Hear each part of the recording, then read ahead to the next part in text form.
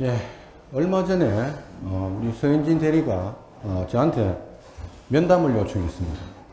면담 내용은 변신이었습니다. 서 대리는 기존 66 사이즈 몸에서 여러분들이 잘 아시는 바디 디자인을 통해서 44 사이즈 바비 인형으로 변신했고 6개월 이상 지난 현재 시점에도 항상성을 잘 유지하고 있으며 이것은 인체의 메커니즘의 원리를 이해했다고 볼 수 있습니다. 그래서 이제 몸매 유지는 어렵지 않은데 원래의 로망은 바비 인형이 아닌 남미 스타일의 글래머 몸이니 바꾸고 싶다는 것이었습니다. 그 얘기를 듣고 제가 정말 좋은 생각이라고 말해 주었습니다. 우리가 쇼커트에서 긴 파마머리로 헤어스타일을 바꾸듯 몸매도 인체 메커니즘의 원리를 제대로 이해만 하신다면 바디 디자인을 통해서 바디 쉐이핑도 벌크업도 얼마든지 본인 의지대로 만들 수 있습니다. 그래서 얼마 전부터 우리 서 대리는 새로운 도전을 시작했고 올해 안에 여러분들께 변신한 몸매를 공개하겠습니다.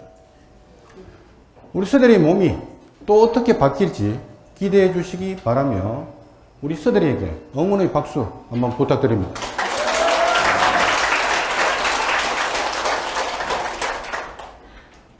자, 오늘은 현대사회를 살아가는 우리가 피할 수도 벗어날 수도 없는 스트레스에 대해 알아보겠습니다. 특히 사람을 상대해야 하는 인적 판매업은 상당한 스트레스를 받으므로 오늘 교육을 통해 각자 본인에게 맞는 스트레스 한계점을 올릴 수 있는 방법을 찾아 향후 스트레스를 슬기롭게 극복해 나가시기 바랍니다. 그럼 영상 보시고 교육 시작하겠습니다.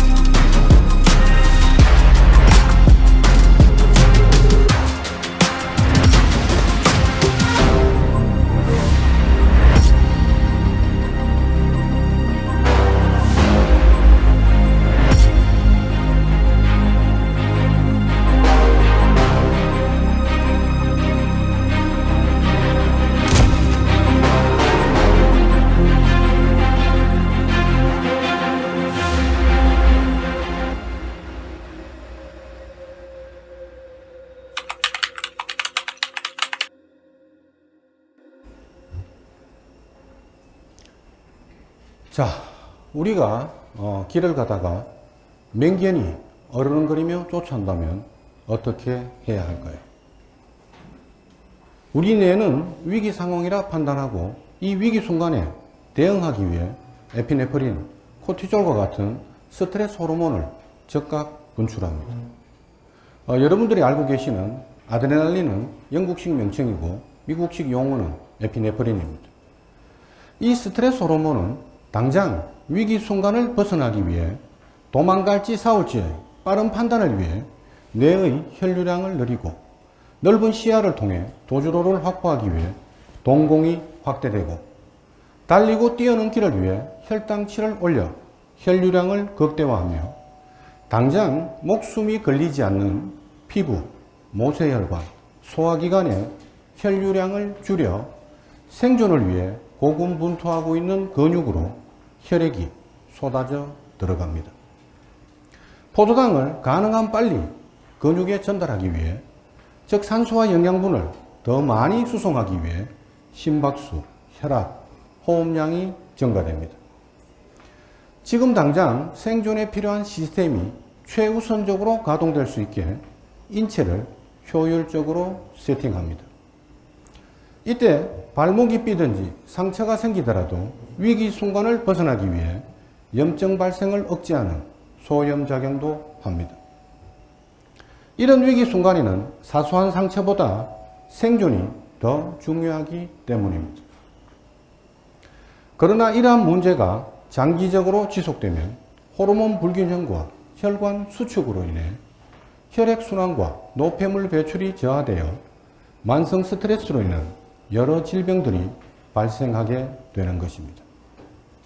이러한 위기 순간에 효과적으로 대응하기 위해 우리 신체는 많은 대가를 치러야 하며 이 스트레스 반응이 교통사고 시 탈출이나 돌진해 오는 차를 피하는 등의 긴급 사태로부터 우리 목숨을 지켜주는 반면 지속 반복적으로 작동하거나 스트레스가 끝난 후에도 스트레스 반응을 차단할 수 없다면 우리는 반드시 그 대가를 치르게 될 것입니다. 다시 말해 스트레스 반응이란 외부 환경이나 내부 변화에 적극적이고 민감한 반응을 유도하며 위기 순간에서 싸우거나 도망갈지를 빠르게 결정하는 생존 시스템이며 이 시스템은 교통사고나 위험물을 피하는 등의 조금만 민첩하지 않으면 바로 생명을 잃을 수 있는 위기 순간에 효과적으로 대응하기 위한 우리의 본능적인 생존 반응입니다. 이 반응 중에 우리가 일상적으로 알고 있는 가정, 직장, 금전, 인간관계 등의 불편하고 괴로운 스트레스를 디스트레스라고 하고 스포츠 경기 응원이나 상을 받을 때 또는 여러분들이 교육 전에 자주 겪는 스트레스, 즉 나쁜 일은 아니지만 자율신경계의 스트레스 반응을 유스트레스라고 합니다. 간단하게 말하면 삶에 부정적인 영향을 주는 스트레스가 디스트레스이며 오히려 적당한 긴장감으로 삶에 긍정적인 영향을 주는 것이 유스트레스입니다. 이렇듯 스트레스는 외부 자극으로 신체나 심리가 변화하면서 일어나는 반응이라 할 수 있습니다. 이 스트레스를 발견한 사람은 캐나다 맥길대 교수이며 뇌분비 학자였던 한스 셀레입니다. 1936년 셀레이는 과학 저널인 네이처에 일반 적응 증후군이라는 논문을 발표했고 이 공로로 1958년 노벨의학상을 수상하게 되었습니다. 그런데 이 노벨의학상을 수상하게 해준 것이 바로 이 사람의 손이었습니다. 쥐에게 주사를 놓는 손재주가 아주 어설펐던 겁니다. 의사치고는 똥손입니다. 1930년대 셀레가 이름 없는 조교수 시절에 자신의 연구 경력에 도움이 되는 주제를 찾고 있었는데 다른 연구실의 생화학자가 어떤 물질을 난소에서 분리했고 이 물질의 신체 작용에 대해 동료들이 궁금해할 때 셀리에는 그 물질을 조금 얻어 효과를 연구하기 시작했습니다. 형편없는 주사 실력으로 혈관을 찾지 못해 여러 번 주사를 찌르고 놀란 쥐를 잡으러 다니다 보니 주변 동료들이 쥐 좀 그만 괴롭히고 실험을 그만두라고 말릴 정도였습니다. 그러던 중 셀레이는 놀라운 사실을 발견합니다. 이 쥐들에게서 소화성 궤양과 스트레스 호르몬의 근원인 부신이 엄청나게 커졌고 면역 조직들이 위축되었습니다. 혹시 나 때문인가? 내가 괴롭혔어? 손은 똥손이지만 실험 정신은 훌륭한 과학자였던 그는 바로 비교 실험에 들어갑니다. 한쪽 그룹은 난소 추출물을, 다른 그룹은 생리식염수를 투여했는데 몇 달 후에 두 그룹 전부가 소화성 궤양과 부신 팽창, 면역계 조직의 위축 증상이 나타났습니다. 이때 셀레이는 공통점을 주사라고 추정했고 이를 검증하기 위해 또 쥐들을 괴롭히기 시작합니다. 극도로 추운 환경과 더운 환경에 노출시키고 외과적 상처를 만들고 강제로 운동을 시켜 불쾌한 외부 자극이 쥐에게 많은 영향을 미친다는 자신의 이론을 검증했으며 이것이 바로 현재 우리가 알고 있는 스트레스입니다. 자, 그럼 현대를 살아가는 우리가 스트레스를 받지 않고 살아갈 수는 없습니다. 셀리 교수가 하버드대에서 고별 강의를 할 때였습니다. 그때 한 학생이 질문을 합니다. 선생님, 우리가 스트레스 홍수 시대를 살아가야 하는데 스트레스를 해소할 수 있는 비결을 딱 한 가지로 요약해 주십시오 라고 했습니다. 셀레이 교수는 한마디로 appreciation, 즉 감사라고 답합니다. 감사하는 마음이 강력한 스트레스 정화제이며 감사하는 마음에는 스트레스가 쌓일 수 없다고 했고 이것을 기전작용으로 풀이하면 감사하는 마음에는 행복 호르몬인 세로토닌 분비가 활성화되므로 스트레스가 쌓일 수 없다고 셀레이는 답을 한 것일 겁니다. 오늘은 스트레스 호르몬이 지속적으로 작용했을 때 우리 인체의 기전작용과 스트레스에 대처하기 위한 방법들에 대해 알아보겠습니다.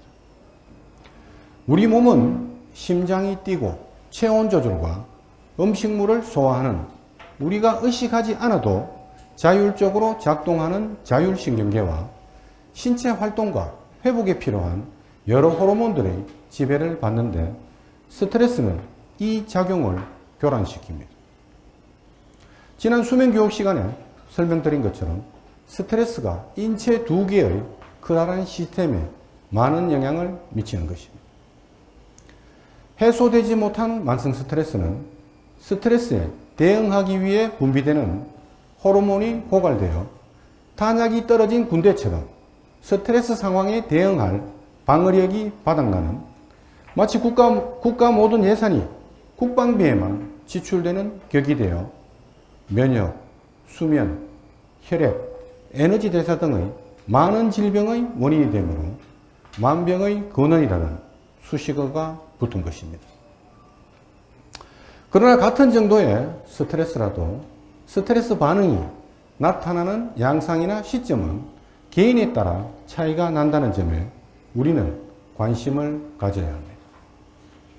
코로나 바이러스에 노출되어도 증상이 심한 사람과 보통의 증상, 그리고 아무런 증상이 없는 사람이 있고 회식이 즐거운 사람과 괴로운 사람이 있듯이 스트레스 양상도 사람마다 다르다는 겁니다. 모든 스트레스에는 그 근본적인 원인이 있지만 직장 상사와 같이 본인이 해결할 수 없는 지속적인 원인이 만성 스트레스로 이어지니 스트레스의 원인을 해결할 수 없다면 본인 스스로 스트레스 한계점을 관리하는 것이 최선의 방법일 것입니다.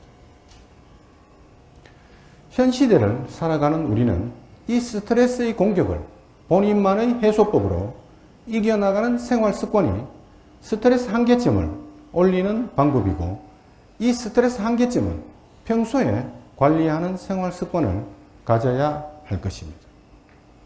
그렇지 않으면 앞서 말씀드렸듯이 추후에 너무나 큰 대가를 치르게 될 것입니다.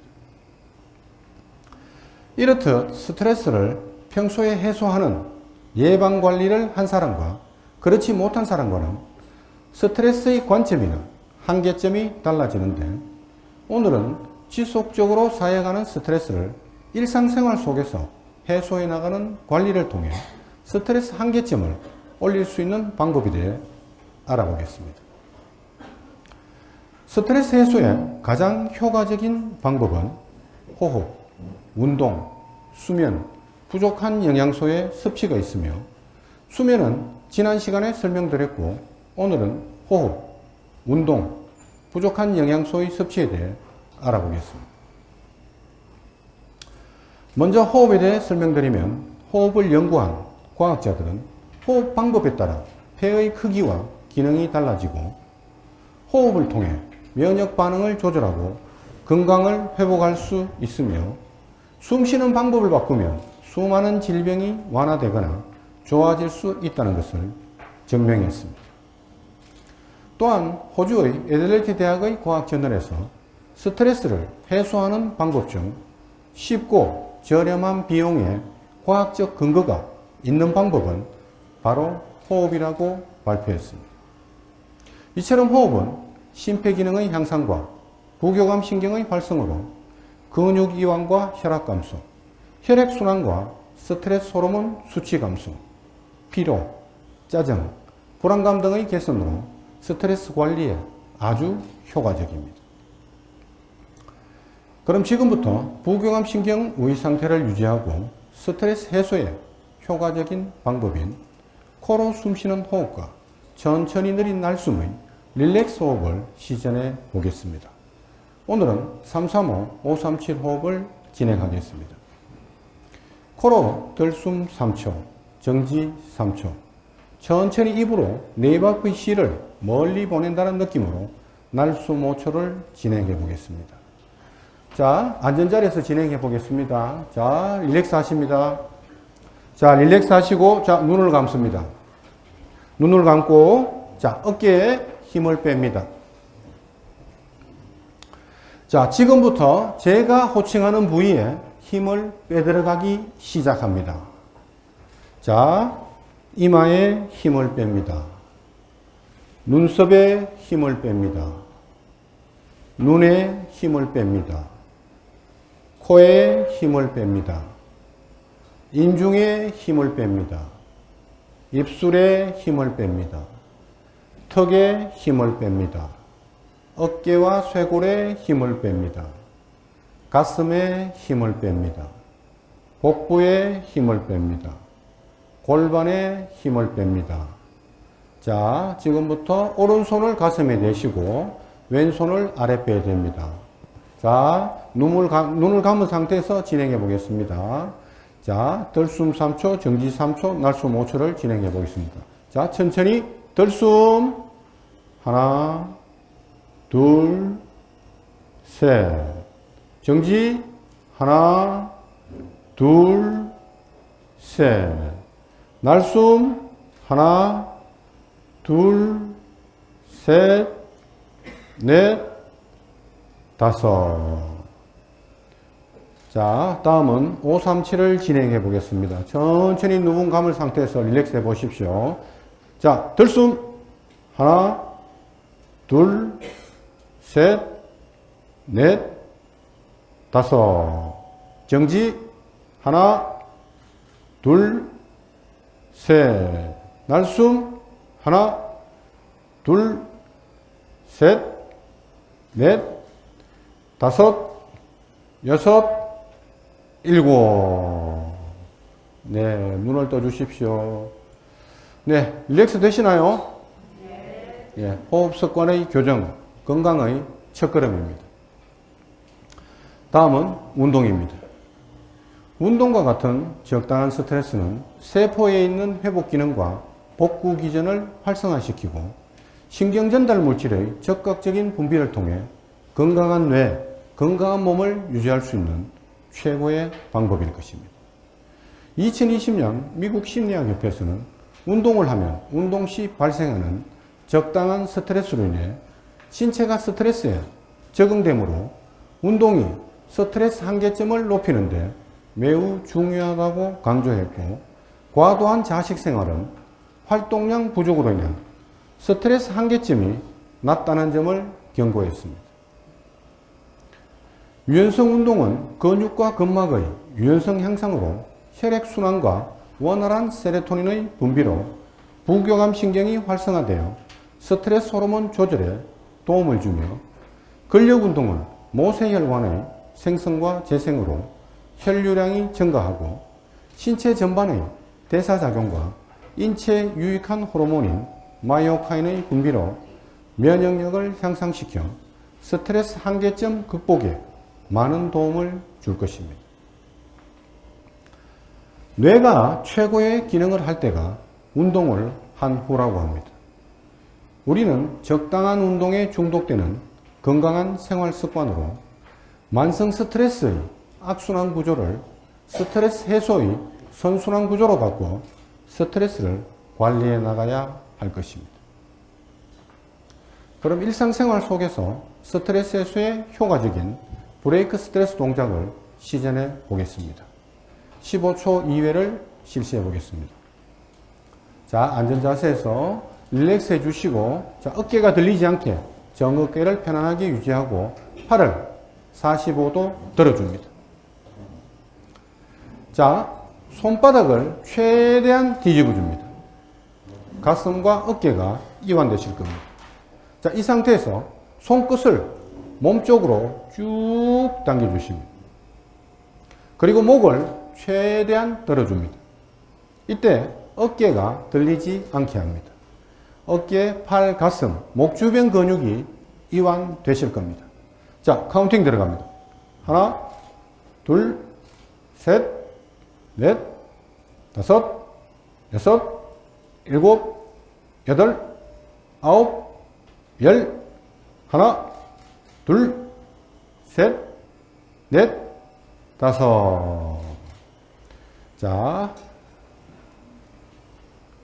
목이 안 넘어가세요. 목이 여기서 멈추시는 분들이 있는데, 저는 저분이 하시나 안 하시나 하는데, 목이 여기서 계속 자기는 여기 이렇게, 목이 이렇게 안 넘어가세요. 자, 목이 안 넘어가시는 분들은 전면으로 라운딩 된 좌식 생활이 오래되다 보니까 목 주변 근육, 가슴 근육, 전면 근육이 전부 수축됩니다. 폐 기능이, 폐가 여러분들 상식적으로 편상돼서 폐 호흡량과 수축되고 단축된 상태로 호흡량이 다릅니다. 호흡량이 다르면 어떻게 됩니까? 우리 몸에 있는 산소와 영양분을 공급할 수가 없습니다.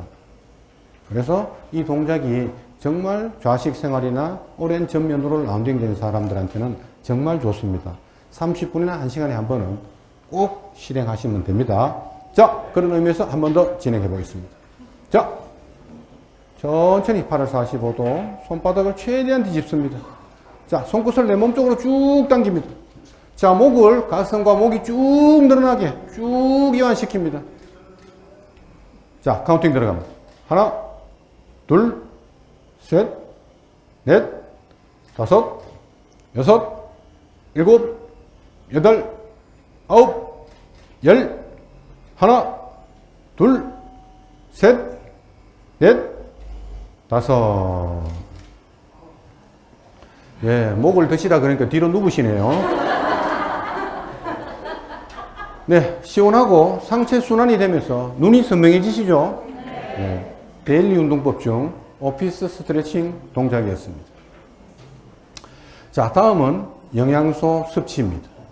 자, 오늘은 스트레스 해소와 밀접한 연관성이 있는 가바, 오메가3, 프로바이오틱스에 대해 알아보겠습니다.